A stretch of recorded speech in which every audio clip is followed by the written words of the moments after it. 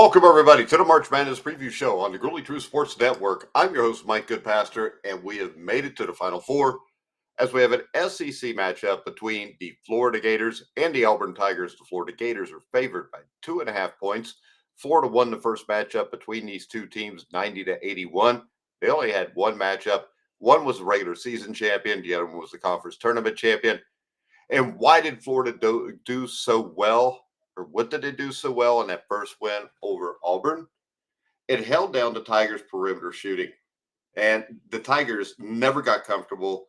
And, they were fearless from the start, Florida was. They attacked, and they attacked again. They closed out on the three-point shooters as well as anybody could possibly hope to.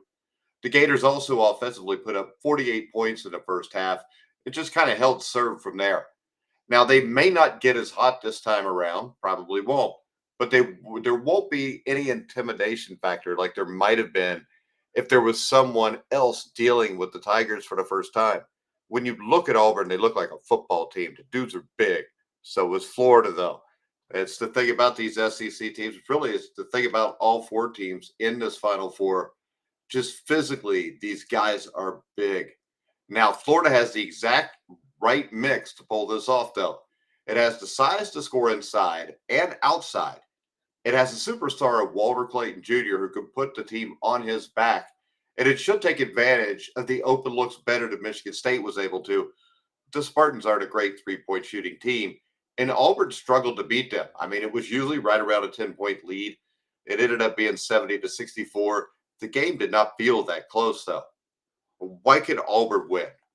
I think Auburn maybe found its groove again, probably starting with late in the game against Michigan.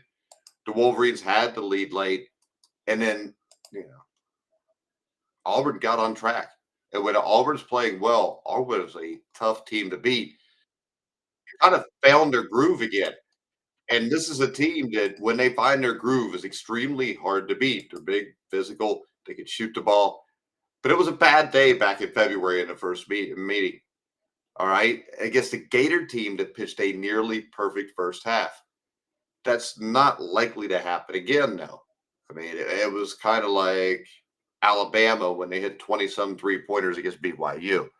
Chances were against Duke, they weren't going to follow that up.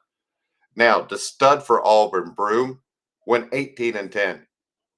We'll talk more about him in a little bit, though.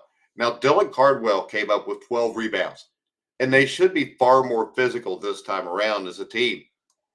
As good as Florida is, Texas Tech, showed just how much the Gators can be pushed around. The Gators might have been +8 rebounding margin, but the Red Raiders were the more physical team for about 34, 35 minutes. Auburn out-rebounded Florida 39-36 in the first meeting, and now it has extra juice of that loss the first time around. As if the Final Four wasn't enough motivation, there should be a little something extra in this. Auburn is a brilliant team, and they can take this to another level that very few teams can match. But this is the Final Four. These are four number one seeds. All four teams are, able to raise their game at certain points to things that are hard to match. I think in the end, Florida's playing too well. And the big thing here to me is Florida has a better backcourt. I mean, Clayton especially is an absolute stud. Now, the other thing about Florida is it has a way of hitting key shots at the right times. They struggled against UConn, pulled it out, struggled against Texas Tech, pulled it out, but they never panic. And it keeps on, hanging around with that shooting ability and depth to find scoring from almost everywhere. Now, this is assuming that Broome isn't 100% totally fine with that elbow injury suffered against Michigan State. Now, it's expected that Broome plays, but isn't quite his normal self, probably. May not be 100%. Anything less than 100%, Auburn's cooked. If he is 100%, this is a 50-50 game. I think at the end, Auburn puts up a great fight with everyone picking up the slack inside and out. I think that'll last for about 37 or 38 minutes. At the end, though, I think the Florida Gators have the players to get this done. I think late in the game, I think Florida will shoot the free throws a little bit better. I think Walter Clayton Jr. is going to hit some big shots. The point spread's 2.5 points. When I look at that, to me, it's a tough spread because I think this is a 50-50 game. I think it's almost a pick 'em.